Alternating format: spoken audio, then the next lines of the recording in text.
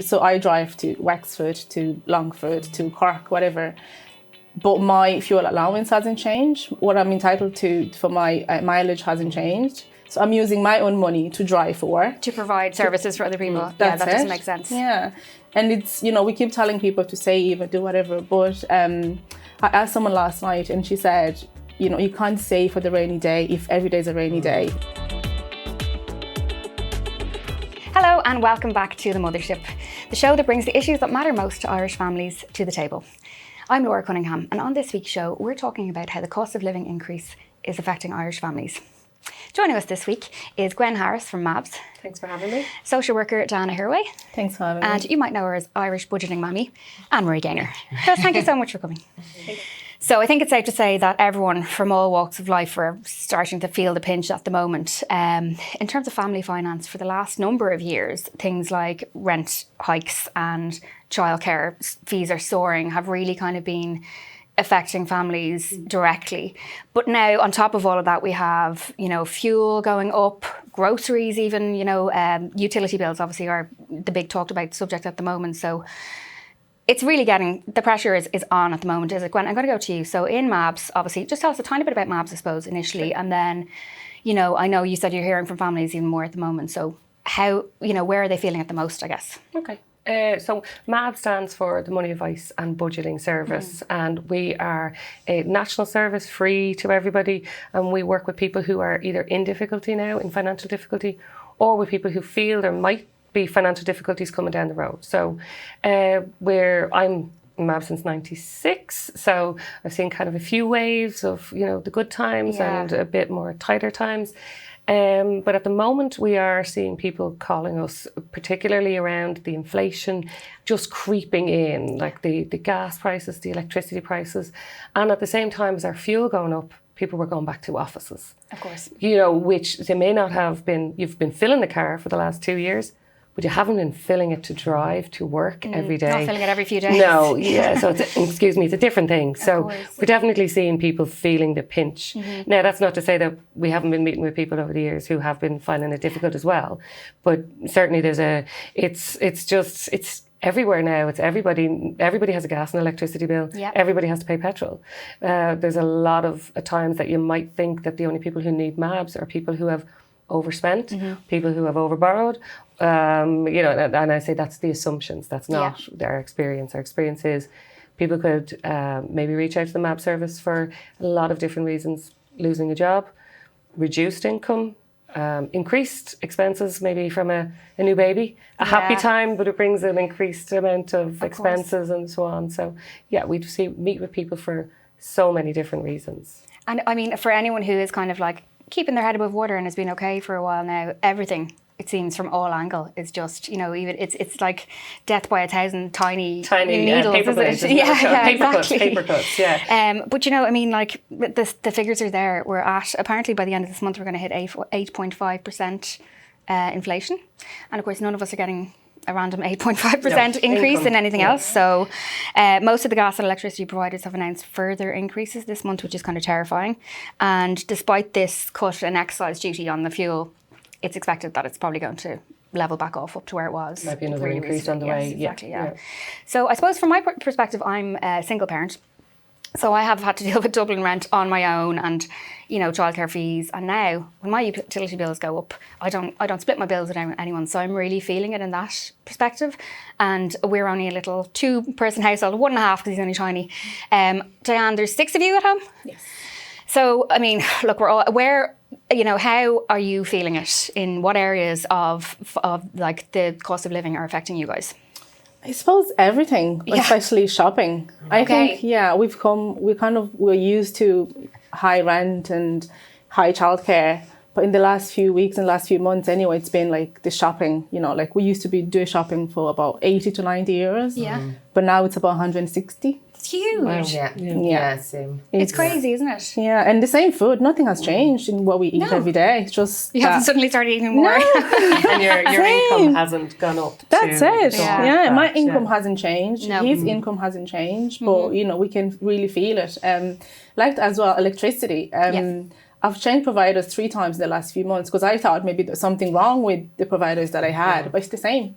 It just costs more? Just costs more. It's increased. I was calculating last night, 22% my electricity has gone up in the last few months. And that's just one bill we're talking about? Bill. It's only it's only one bill out of a full household expense. That's it, yeah. And talk to me about fuel, because I know you drive for work. And fuel, like I'm a social worker, so I've service users all over the country. Yeah. And so I drive to Wexford, to Longford, to Cork, whatever. But my fuel allowance hasn't changed. What I'm entitled to for my mileage hasn't changed. So I'm using my own money to drive for work. To provide services for other people. That's that doesn't make sense. Yeah. And it's, we keep telling people to save and do whatever. But I asked someone last night and she said, you can't save for the rainy day if every day is a rainy day. Yeah. And the past few months have been rainy days for all of us. Yeah. So it's really difficult. You can feel it every day, everywhere you go. And I suppose my community are people who have contract in their jobs. They have low income payment jobs, and they feel even more than someone who has a constant work, who has a contract in their job. So it's quite difficult for someone who doesn't have a job that pays them enough money to live day by day. Like there's really poverty coming in from the everyday person. Yeah. And you can really feel it. It's terrifying, isn't it? Absolutely. It's really like it's closing in on people. Yeah. Really. So I know one of the proactive steps that you've taken is you're getting out of Dodge. You're moving out of Dublin. I am. Yeah. I might come with you. I got to a point where I could afford a mortgage. But I can't afford a house in Dublin. Mm-hmm. Like I'm from Dublin. I've lived in Dublin for so many years. My partner is from Dublin. He's 40. He's lived in Dublin his whole life. But we just couldn't afford a house in Dublin. And this is two people working good jobs. Yeah. We had a lot of savings, but we just could not get a house in Dublin. So we're moving down the country. And like the place that I'm in at the moment and the place that I'm moving to, it's about 4 times the size, but about nearly half the mortgage. So I'm paying less mortgage on a house 4 times the size where I am at the moment. It's a bit of a no-brainer, isn't it? Yeah. That's it. And I mean, it's we speak about it as this sacrifice you're making. It's really exciting, so it's a great move for you guys, and it will be brilliant. It's also unfair for children having to change, schools, leaving their friends, me having to change jobs. Yeah. It's uncertainty, but I feel like I'm being pushed into that because if I had a choice, I'd stay in Dublin. Of course. Yeah. But and it's so interesting that you say that. It's like two, highly skilled professionals doing really good work, and it's out of your reach. That's it. Yeah. But anyway, it's gonna be amazing where you're moving. So we don't want to talk about it as this not exciting thing. It's amazing. So and congratulations on buying your house. Anne-Marie, tell us a little bit about Irish Budgeting Mammy, where it started, what your background was, and tell us. Tell us everything. I wouldn't have always had the best relationship with money. Okay, go on. I was definitely one of the people where when the money got into my pocket, I wanted to get rid of it. That was my kind of feeling with it. I could earn money, and I always said, I can earn money, but could never hold on to it. Okay, it was like burning you. Yeah. I was like, yes, you get a bonus. And I'm like, I have a credit card, but no, I'm going to go to the shops. Mm-hmm. So definitely, if I can change, anyone can change. Okay. I would have come out in kind of the Celtic Tiger time where, it was fake tan from Saint-Tropez and, all this kind of expensive stuff. And I wasn't really thinking, nobody was. So kept going with the credit card. And when I reach a limit, they'd increase it. So I get to 5,000 next thing. They're giving me another 2. They got me up to 10,000. We've all done it. Yes. And if they give it to you, you think you can afford it. If they think I can afford to spend it, then but they must think I'm so good for this money. Absolutely. And it was nearly half my wage. Eventually, my limit was, and I got there. And then the recession hit. Okay. So the recession hit. I got a couple of things happened. I got separated. I lost my job because I used to work in childcare, so that was gone. Sure. I literally had a house that was in positive equity, which did not go down well with the banks because they wanted the house. Okay. I contacted MABS, who were such a help and helped me in every single aspect.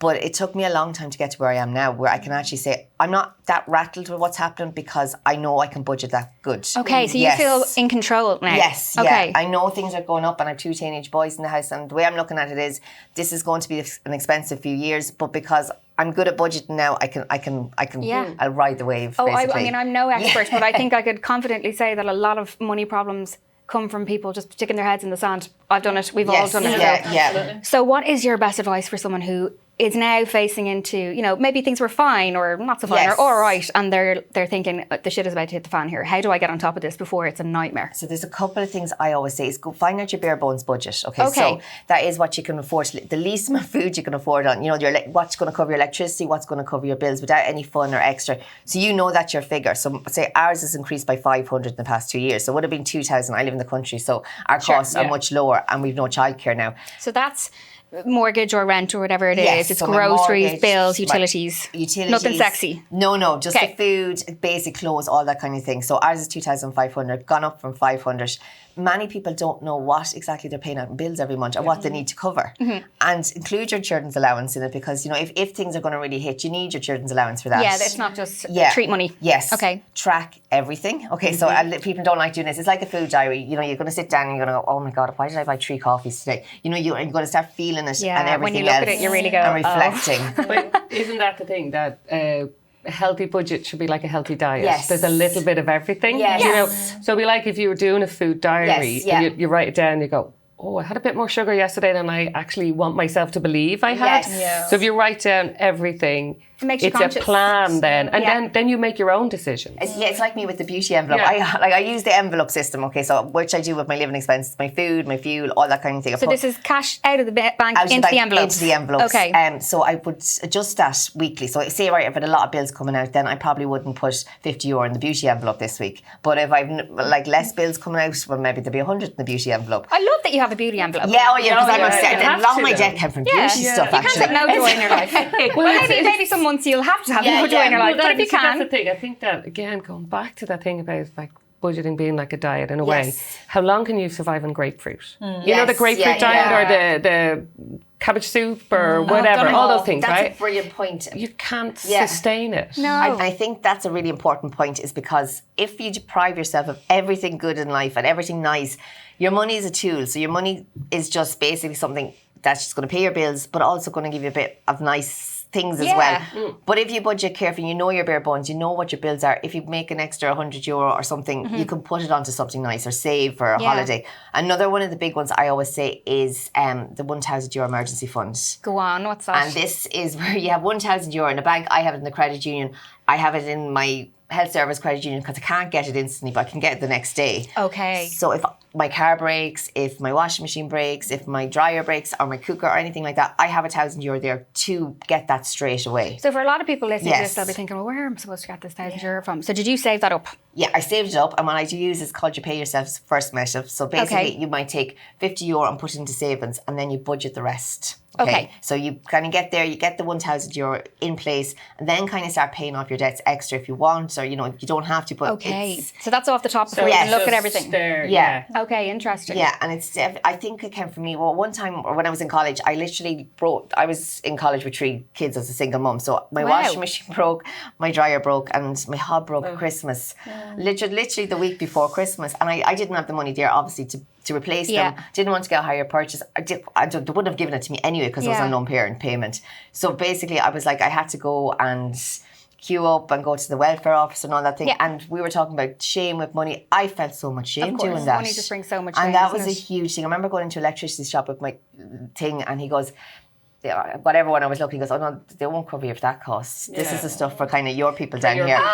And I remember I just walked. Pretty Woman. Yes. Big mistake. Yeah. Huge. Yes, and I think I had so much pride because I didn't ever have to worry about money because like my ex-husband was in the building trade, so like, you know, it wasn't a thing for me. And this was like the first realization. I was like, oh my God, like I'm being looked down here. Yeah. And it was Which is why many people just don't and I think that's fess right. up and accept these Yeah, things. absolutely. Yeah. I think that's the one thing in Ireland. It's either, you know, I think people either, you know, they don't want it, there's so much not wanting to talk about it. And I think that's why when I discuss it and use my page and all that kind of thing, and show my figures and show how I get to where I am, is to encourage other people kind of know it's okay. You know, it's okay to struggle. It's okay brilliant. to have money. It's okay. Both scenarios are okay because in Ireland, I think you get kind of chastised for having money and chastised for having too much. It's like You can't do right there's for no doing wrong. middle ground. Budgeting. Yes, yeah. You know, like I that. think this €1,000 like buffer is going to be a really good idea for me. I think Danny, you were saying we need to do that actually. Because for me, I feel like, okay, worst case scenario, there's an emergency. I have a credit card there that can pay. But That's I was that's gonna not say, ideal, a lot of is it? people feel that. Yeah. That's And I've their had no buffer. credit card in nearly 10 years now. Oh, God. Yeah, so, and Yeah. people are like, oh, I can't chop up the credit card. I'm like, you can if you have emergency fund. I've never had a credit Yeah. card either. Yeah. But I Wow. think definitely 1,000 euros. Yes, like, yeah. My Okay. car's been breaking down every few weeks, and I've been struggling. Like, Yes. I have the money, Yeah, but it's yeah. a struggle to think, like, Yeah. I have do to you fix not it? get this to fix my car. Or a surprise Yes. bill, Bad. like I'm going to That's talk it. about now, actually. So if we could talk about Yeah. utilities for a little bit here, I could have done with the €1,000 buffer when I got a massive bill there last month. So essentially, so September, October last year, my gas bill alone was €40. Fine. November, December, the one after, it was €190. The one after that again in January, February of this year was €280. Obviously nearly died on the spot. Now obviously that's the big bill. That's the January, February, all the heat, all the everything. But by comparison, January, February 2021 was €85. €200 on the difference. Obviously nearly lost my life. So I got onto them, and I mean, one of the major issues was that I had left my first year contract. I was given, in order for them to get me, they had given me a low tariff. So as soon as the 12 months was up I went to the next one. And of course I wasn't really conscious of that, because they're not going to remind you, are they? Yeah. So I rang, and at that point I could leave them and go to someone else and get a good introductory rate. Or what most of them do now is they give you a retention rate to keep you. So they gave me 40% off gas, 25% off electricity, and €250, what they call cash back, but it's a credit to your electricity account paid over 2 months. So with that and my €200 from the government, which is also paid into your electricity account specifically, I won't pay a lot of electricity this year. So that's a big relief. My phone bill, and I think this is really important, for 2 years, I had a 2-year contract, I was paying $44.99, which of course is, you kind of your little phone bill, and the rest of it is paying for the fancy phone that they give you at the start. We know that. So honestly, we're absolute mugs if we don't end those contracts after 2 years. Otherwise, you're paying for the same thing that you've already paid for. You own it. You own the phone, you're still paying for nothing. But when you go back to them, of course, they'll offer you an upgrade, which we think is a fancy new phone. Yeah. It's not free. It's them offering to sell you another phone. So if you still have your gorgeous 2-year-old phone, It still works. you don't need another one. So that's what happened to me. So I'm now paying €19 a month. Happy days. Okay. I also realised that I had Sky. I was paying €55 a month for it because my broadband is separately. And now when I say I hadn't used it, I mean at all. So if I wanted to watch something, I'd stick on the player. I was watching a bit of Netflix. My toddler watches YouTube. I literally wasn't using live it. TV. Nothing. Yeah. So that's €600 more a year. I was just literally throwing into the bin. So that's gone. I also changed my bin provider. Now, it's important to say this, right? I think it's a really good idea to do all of this, but I don't want to sound like I'm suggesting that, like, all you need to do is just change your bills around and you'll be fine. That got a bit of bad press recently as listen, well. of course, there are people in this country who are choosing to pay for heat over food, or they're not feeding themselves because they're feeding their kids. So I just want to, establish that I fully understand that I'm very privileged in the sense that I never really had to pay that much attention to my bills before. Now I bloody do, and I am, and it's helping. So for anyone who's in a position like me, get on the phone. Absolutely, because they're at a point now where competition is really good. So suppliers are trying to keep people. So as you said, they are bringing in a retention kind of loyalty thing, where before it was all for the new customer. So you got the extra percentage discount if you swapped providers. But now they want to keep you, so they know that people are going to leave. So there are deals for long-term customers. But I tell you what's really weird for me is seasonal billing, because I don't know if anybody else does it, but I do the budget planning with my electricity and gas, because I'm on the same wage January to December all through the summer. My wage is the same, but my gas and electricity will go up. So I do, it used to be called the equalizer, or it's a budget planner. Each different supplier might have a different name for it, but it's where they look at your last 12 months usage and they divide it out over the next 12 months, and that's what you pay. Level you pay pay. level pay. Level pay is the other one. They all have a different term for it. So you pay the same amount every month, and you have a particular date that it comes out. So then you get 3 months notice if you've an increase. So obviously with the increase in prices, that'll be coming in now, where what I did sign up for will change because of the unit price, but they've still divided my usage over the year. So no shocking bills. With budget. I use that now. Okay. But saying that, 2 years ago, my bill was 120 per month. Now it's 210. So that is the increase between having teenagers and the actual way, that things are at the moment. Yes. And I'm just accepting it because, like I was speaking about mental health and stuff, if I started putting too much pressure on myself as well, with going around doing switches, doing this, doing that, you're going to stress yourself out as well. So you have to kind of balance it. Sometimes you have to say, this is just a little bit more expensive now. Yeah, because I did the whole thing of going around turning off every plug and screaming at everybody, why is the version on, why is this on? Like total Irish, but put on a jumper. Yeah, I literally sat back and went, 2 teenage boys, showers, phones. I'll just have to let go. I think it's important to remember that no one should feel shame to come out and call your providers. We're all doing it. Everyone is doing it. That's the thing. Get it call them. And I hate to use like you say, that's a lovely dress. Yes. Everybody's happy to go. Thanks. Fiver. Yeah. I didn't want to name the shop, but everybody loves that kind of bargain. Yes. But we don't do it with electricity. Exactly. Got a new bargain. Do you know? We could be doing that. We should be doing it. Yeah. It's not about budgeting, and the word budgeting does get a bit of a negative kind of thing. And going back to the shame, like in MABS, we'll meet people who are living maybe without sleep because they're so worried about their bills. We've been seeing that for years, and they didn't know who to talk to. They would be afraid to tell their friends, ashamed to tell anybody, ashamed even to tell their kids how bad things are. And I'm not saying to scare your kids going to bed with the bills, but they're ashamed to talk about it. And the effect that has on people's health and well-being in general, could nearly make somebody so unwell that they can't work. So then you're into a bigger cycle. Yes. And I think that this sounds an awful thing to say, but generally a recession or inflation is a really good thing because it allows everybody to feel less shame to talk about increasing prices. It's a bit of an equaliser. Kind of is. It levels the playing field, and I'm not welcoming the inflation. No, please don't say that. But MABS welcomes inflation. No, definitely not. But I'm saying sometimes it's those circumstances where we're all feeling it together.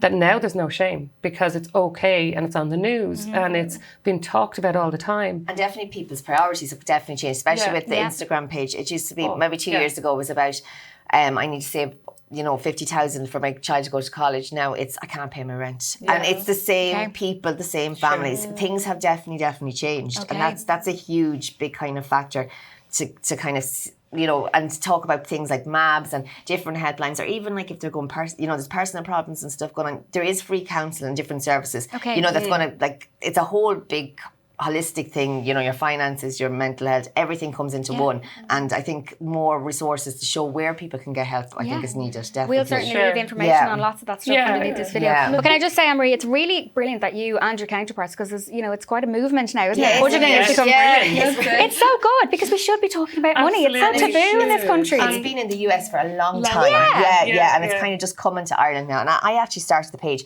because I was on maternity leave, and I was like, this is Irish Budgeting Mammy, at Irish Budgeting Mammy on Instagram. Yes. I started the page because I was on maternity leave, and I was like, do you know what? I have a couple of rubbishy loans, from the credit union. They're nothing big, but it's like if I didn't have them, I actually could stay longer on my maternity leave. And this is how my mindset started thinking. And it's because budgeting gets such a bad rep, and it's like so restrained. I'm budgeting because it's buying me more time. You're making it work for you. It's definitely the less money I spend, the more time I have at home with my kids. I don't need to earn as much. I don't need to be away so much. So that's the whole balance of the whole thing. And I think that's the important kind of thing to look at, because we are very much in a culture, I think, where it was work, big car, loan here, there, holidays, without actually going, well, we're not actually spending any time with the family. There's a lot of that. It's like the word budget is also, it sounds like cheap, or we need a new word for it, don't we? Like, you're managing your money, you're making your money your bit. We make budgeting a positive word. If you think, I'm getting it on a t-shirt. Well, that's it. But if you think about your home as a business, right? For a business to survive, they have to budget, they have to forecast, they have to plan. So one of the things, and Anne-Marie was talking about, putting in your basic budget. One of the most important things that I would say to anybody is to look at the year. Because you have peaks and troughs. Well, I mentioned it there, the electricity and gas going up at the winter time, but they'll come down in the summer. So now automatically, I'll go into, now I'm on level pay, so I pay that. But if you might then, Laura, not pay into big money into your gas and electricity during the summer, where actually it's a good time, if you can afford it, to build your credit. Yes. So that in the winter you absorb that kind of big bill. Yeah. And that would work maybe for people who are prepay meters, so are not billed, that they can build up credit into their meter during the summer, because it is easy if you're on the same wage. If you're working and you're on the same wage all winter or all year, in the winter you just pay the bigger bill. Yeah. Summer you only pay the smaller bill and you don't budget for the next It's like a business plan, isn't it? Like Like you say. treat your own bank account, your own money, like a business. The winter sinking fund, I call think it. it's about normalizing the word budget as well. Like with people my age, like no one has ever talked to me about money ever in my life. No. Ever. No. And I think it begins at home, in schools, and everywhere. Let's talk about money and teach children, young people, how to manage money. I suppose I'm so blessed in that we live on the farm. We live on a farm, so basically the kids have their own sheep. You know, the teenagers have their own stuff, and you know they go and work and they'll go around to the bog asking people to do turf and all that kind of thing. We're really lucky because we're in the countryside and they can do that and manage their money. But, you know, other people aren't. But in schools, I think it should be such a huge push on it, because they wouldn't have a clue, you know, if it wasn't for doing it in hand. It's the foundation blocks of everyday life. Yes, But it also starts early to diminish or reduce that shame about money, because we're making it a normal conversation. Yes. Whereas now you only hear about MABS or budgeting when you're in trouble. That's it. Or when there's inflation, do you know. Or involve the kids in the budget as well. That was another one. We went on a big holiday. We went to Thailand, and like I've saved. They're asking for takeaways. They're asking for this during the whole thing. I was like, no. And then our Christmas came and somebody got this really expensive iPhone. I said, you're going to Thailand. And they're like, what? And I was like, yeah, I'm saving up to bring you to Thailand. I said, this is why I can't get all that stuff that everybody else has. And then the trip, and it's the one thing they talk about all the time still. The phone is probably be broken or new or they've upgraded. Yeah, they never remember They know they're working towards it as well. I love that. And you were saying your kids are on a salary. Oh, my kids. I was just going to ask, right? So one of the things that I noticed when I was doing my own budget out, because I would practice what I preach. I don't believe in doing what I'm doing and not talking about it at home. But I obviously wasn't talking about it enough at home. So I was sitting in the car one day and one of my kids was like, I can't wait. I have two boys and they're now in their 20s, but at the time they're just a year and a half apart. I can't wait until I'm older and I get one of those cards that you can buy everything. And I was like, what cards? And I realised it was my debit card. So the magic card. Magic card. I was very bad with cash and I absolutely tip my hat to anybody who has cash envelopes. Myself and Dan were talking, we're very online apps and all that, you know. So, but I realised that they thought that I was just buying. They didn't see it was in my bank. So I get paid to the bank, invisibly in the cloud. Don't get a wage slip at home. My bills are all up here. They're all invisible. Everything is invisible. And it's totally invisible to them. I tap or your phone or your watch or whatever. So, and I don't know how many people will remember. So at home, and it would be different for you, Anne-Marie, from a farming background, but at home, my dad would come home with the little brown envelope, and that was the wage packet, because there was no bank transfers at the time, you know. But I knew when that envelope came in that the biscuit tin would come out that never had biscuits in it. It always had a sewing kit or bills. In was the cash envelopes, because you couldn't pay your bills in drips then. You had to pay them all in one go. So my mum would put in money for that, and then we'd go into the shop. So we saw and I that. saw that. And that's how I learned about money. I had that with my 10-year-old there. She goes to me, just go to, I said, no money. She goes, the bank. I went, the machine, the card. And I was like, I don't have any money. She goes, just stick it in. The bank put it. The bank put it. I said, well, I haven't got paid yet. She goes, just ring the job and tell them to put money in. I was like, no, it doesn't work like that. You have to go to work. You have to get paid. It's like, we need to talk about it. This whole thing, there's 50 cent, €1, they add up. Never mind going to the bank. That's the obvious one. But the 50 cents, the euros here, and if you add all them up at the end of the, probably bigger for you because I had two smalls, but you've got four. You add them all up every day for a week and you wrote down. They don't give you a receipt, right? You call them cost centres, you know. Their kids don't give us a receipt. They're not a company like that. So if you build up all your receipts and you're doing your budget that way, you probably find a hole at the end of the week and you're going, where's that now? And that's when you realise the 50 cent, the euros. So I put my boys on a salary. And they had a full-time salary and they had chores attached to each. And then if they didn't do their chores, if they did half of them, they got a part-time wage. Fair enough. They still had to spend what they wanted to spend with their money. It wasn't if they wanted a bar or a treat, it wasn't to me. And if they're saving for anything. So it was work for a reward. Work for it, And then if they did nothing, they got what would have been maybe like almost like a social welfare payment. So then they could do less with it again. So they eventually realised that money was not the old cliche, money doesn't grow on trees. I know, I hate to use it, but they did realise that it had to come from them to buy. So then what you buy when you're 6, 7, 8, 9-year-old, it's very different when you have to hand over the money rather than Mammy handed over the money. Absolutely, you soon learn, don't you? You do. I mean, I fully agree. I think it needs to be inbuilt into us. We need to be talking about it more and more.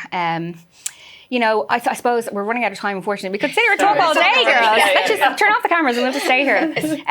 But I suppose I would, like, for anyone who's watching who is really, you know, feeling like they're under the pressure, obviously MABS is somewhere that they can go to. But there are a couple of things that some people might not be fully aware of that Gwen and I were speaking about earlier on. If you are in receipt of long-term social welfare, or if you're in a training course, or if you're on a very low income, there are things that you can find out you might be entitled to them, essentially, is it? One being a fuel allowance, which, I mean, with the cost of fuel, if you can get it, do. So if you're in receipt of long-term social welfare, it's paid weekly or in 2 lump sums, so you might be entitled to that. Rent supplement, which is kind of replace the old rent allowance. It's a short-term allowance for people that are in the private rental market, so check if you're entitled to that.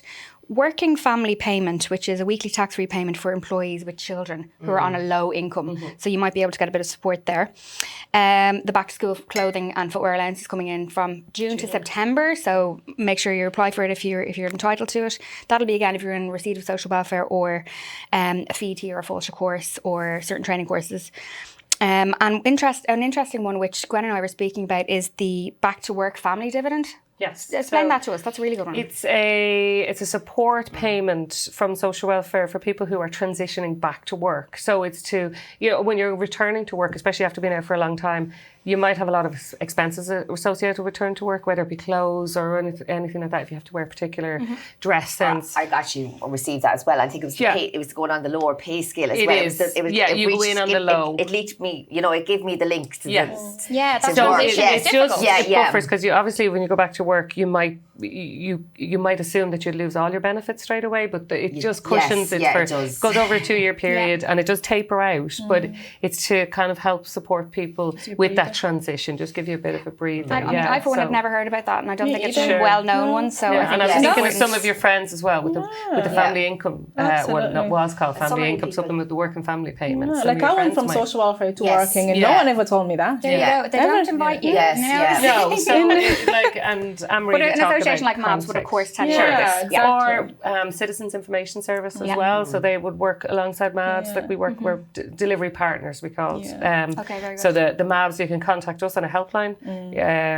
Will I give the number? Or we will leave it all below. Yeah, we'll leave it all below. And then we have a website. So if anybody wants to touch on, like yourselves as well, online, you know, if you want to, there's a budgeting tool, there's some tips, there's I think that's important to say, actually. MABS isn't just for people who are in trouble, in debt. I mean, that's a brilliant service, and thank God you are. But it's also for people who think, I kind of want to get a bit of a handle on this so I don't end up. So, absolutely. I was going to say, MABS is the first people that ever did a budget with me. Literally. And look at you now. Yeah, I know. It was 10 years ago, and I rang them up out of desperation. I didn't even know about MABS. And literally somebody said it to me. I was kind of ringing these helplines, ringing these bank helplines, government helplines, and I wasn't kind of getting where I was. Walked into MABS, and the lady was so nice, and I just went, I literally started crying, and she was like, no, you're going to be fine now. It was so definitely, I think that's a lovely note to leave it on. It really is.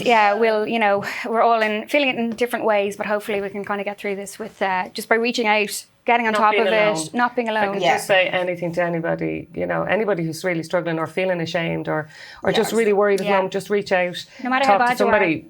Lots of people are probably in the same boat. So, I think everybody would be feeling. Maybe in the older age groups is because when you're kind of 20, 30, 40, you can start again. But I think when you get to your 50s or 60s and you're coming to retirement age, people get really panicked. So I think it's really. But it's never too late. It's never too late to get help. Or too early. Definitely. Girls, thank you so much for your honesty, for your wisdom. This has been absolutely lovely. I wish we could sit here all day. Unfortunately, I'm going to have to leave it there. And this is actually the last episode of the series. But it's been brilliant. And I want to thank everyone for tuning in, for all the likes, the comments, the feedback. It's been amazing. So hopefully we'll be back with a new series soon. But until then, stay safe.